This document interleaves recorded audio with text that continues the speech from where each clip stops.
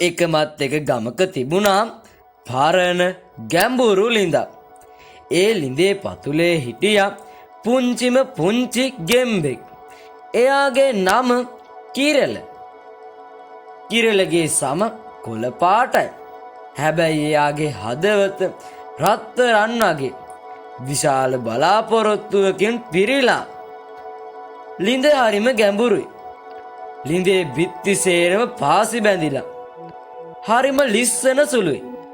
උඩ තියෙන පුංචි රවුමෙන් එළියට වැටුනේ පුංචිම පුංචි ආලෝක කිරණක් විතරයි.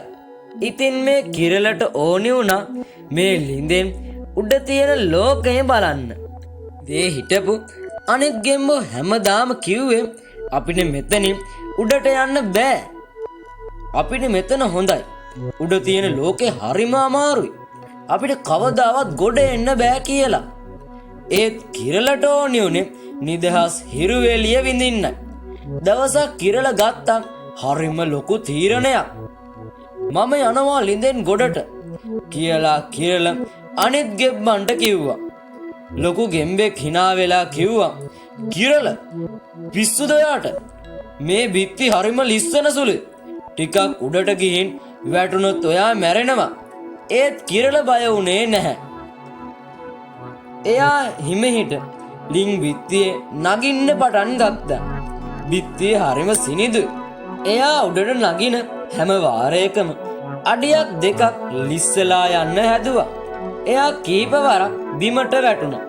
හැබැයි කිරල තාපේ තිබුණු පුංචි ගල් කැට අතර තිබුණු හිඩැස් අල්ලගෙන ඉතා පරිස්සමෙන් උඩට නගින්න පටන් ගත්තා. එයාගේ පුංචි කකුල් රිදුනත් කිරල නතර වුණේ නැහැ.